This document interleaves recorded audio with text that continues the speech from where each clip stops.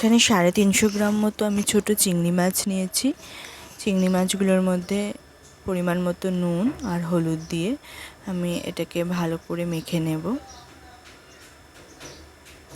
যাতে চিংড়ি মাছগুলোর মধ্যে নুন হলুদগুলো ঢুকে যায়। এবার একটা কড়াই বসিয়ে এর মধ্যে দিয়ে দেবো, অবশ্যই সর্ষের তেলে রান্নাটা হবে।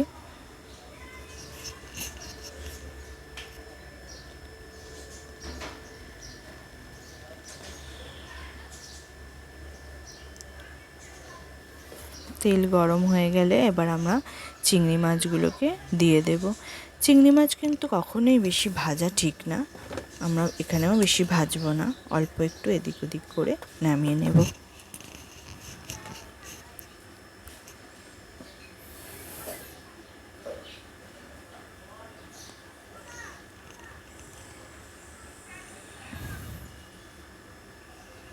দেখো বন্ধুরা, আমাদের মাছ ভাজা হয়ে গেছে,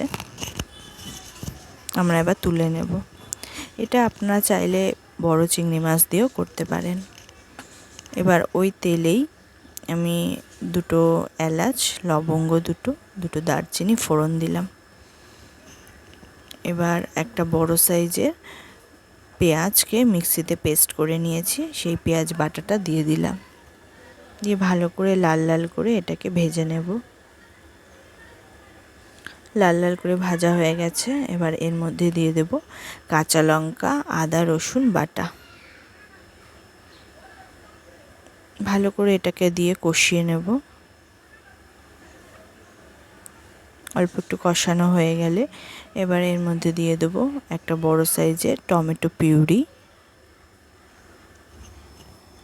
দিয়ে দিলাম হলুদ গুঁড়ো, দিয়ে দিলাম জিরে গুঁড়ো 1.5 চামচ, দিয়ে দিলাম লঙ্কার গুঁড়ো 1 চামচ মতো, এখানে কাঁচা লঙ্কা দেওয়া, দিয়ে দিলাম ধনে গুঁড়ো 1 চামচ মতো, স্বাদ মতো নুন দিয়ে ভালো করে কষিয়ে নেব। মশলাটা কষতে থাকুক, আমরা এখানে আমল দুধটা একটু উষ্ণ উষ্ণ গরম জলে গুলে নেব। ভালো করে আরেকবার ঢাকনা দিয়ে দিলাম। দেখো বন্ধুরা, ঢাকনা খুলে খুব সুন্দর কষে গেছে মশলাটা, তেল বেরিয়ে এসছে। এবার আমরা ওই ভেজে রাখা চিংড়িগুলো দিয়ে দিলাম, দিয়ে আবার ভালো করে একটু নাড়াচাড়া করে নেব, একটু কষিয়ে নেব মশলার সাথে। কষানো হয়ে গেছে, এবার আমরা দিয়ে দেব ওই গুলে রাখা দুধটা। আমি এখানে জল ব্যবহার করিনি। 2-3 মিনিট ফোটার পর দেখো বন্ধুরা, কত সুন্দর ওপরে তেলগুলো ভেসে উঠেছে আর কালারটাও কত সুন্দর এসেছে। এবার এর মধ্যে হয়ে গেছে প্রায়, এবার এর মধ্যে দিয়ে দেব আমি গুঁড়ো গরম মশলা অল্প পরিমাণ আর 2 চামচ ঘি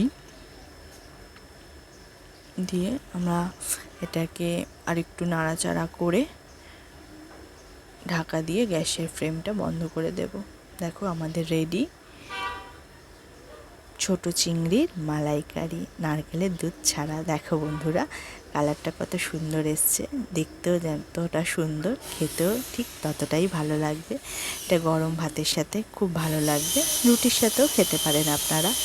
অবশ্যই বাড়িতে ট্রাই করবেন, আর রেসিপিটা কেমন হলো আমাকে কমেন্ট করে জানাবেন। আমার পাশে থাকবেন, সুস্থ থাকবেন, ভালো থাকবেন। আজকের এই পর্যন্ত।